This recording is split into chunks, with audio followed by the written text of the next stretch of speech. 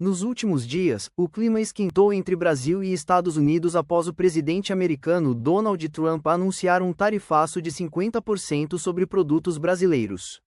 E a resposta do governo brasileiro veio rápido. O presidente Luiz Inácio Lula da Silva assinou um decreto que regulamenta a chamada Lei da Reciprocidade, autorizando o Brasil a retaliar economicamente qualquer país que imponha barreiras comerciais unilaterais contra a nossa economia. Mas o que é essa tal Lei da Reciprocidade?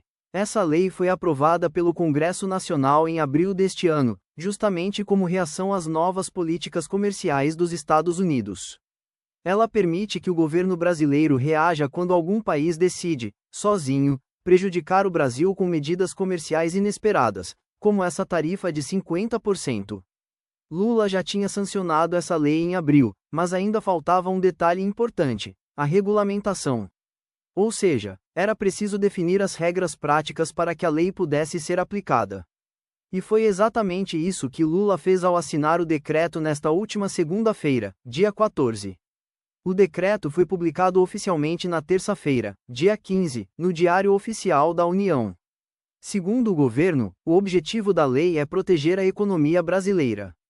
Mas o Palácio do Planalto faz questão de destacar que essas medidas de retaliação só serão usadas como último recurso, ou seja, se não houver possibilidade de diálogo com o país que impôs a restrição.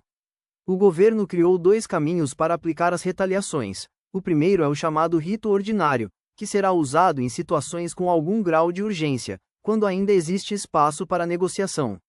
E o segundo é o rito expresso, pensado para casos excepcionais, quando a resposta precisa ser rápida, como uma reação imediata a uma medida grave. E como isso vai funcionar na prática? O país que decidir prejudicar o Brasil com tarifas ou barreiras comerciais será comunicado em todas as etapas do processo, por meio dos canais diplomáticos. A ideia é manter o diálogo aberto até o fim, mas o Brasil deixa claro que vai reagir se for necessário. O ministro da Casa Civil, Rui Costa, explicou que o objetivo da Lei da Reciprocidade é garantir que o Brasil tenha instrumentos legais para proteger seus interesses econômicos, sempre que enfrentar medidas injustas ou unilaterais. Segundo ele, a lei autoriza o Executivo a adotar medidas rápidas de proteção ao país quando medidas extraordinárias forem tomadas de forma unilateral contra o Brasil. Mas a resposta do governo Lula não parou por aí. Além da regulamentação da lei, Lula também anunciou a criação de um comitê interministerial que vai definir estratégias para proteger a economia brasileira. Esse comitê será presidido pelo vice-presidente e ministro da Indústria e Comércio, Geraldo Alckmin, e terá representantes dos Ministérios da Fazenda, das Relações Exteriores e da Casa Civil.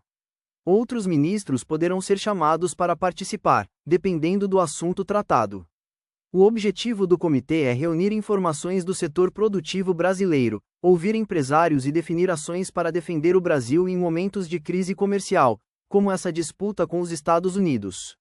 Inclusive, logo após o decreto ser assinado, Alckmin se reuniu com representantes da indústria e do agronegócio para discutir os possíveis impactos do tarifaço americano e já começou a discutir alternativas para minimizar os danos à economia brasileira.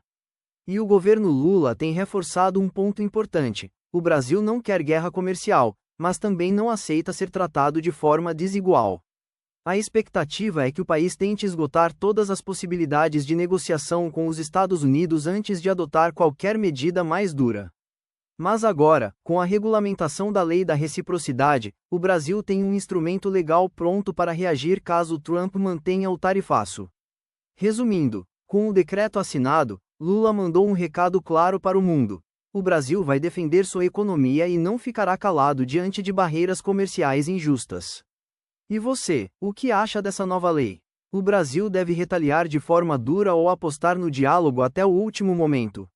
Deixe a sua opinião nos comentários, e se quiser acompanhar tudo sobre política e economia internacional, já se inscreve aqui no canal e ativa o sininho para não perder nenhum vídeo.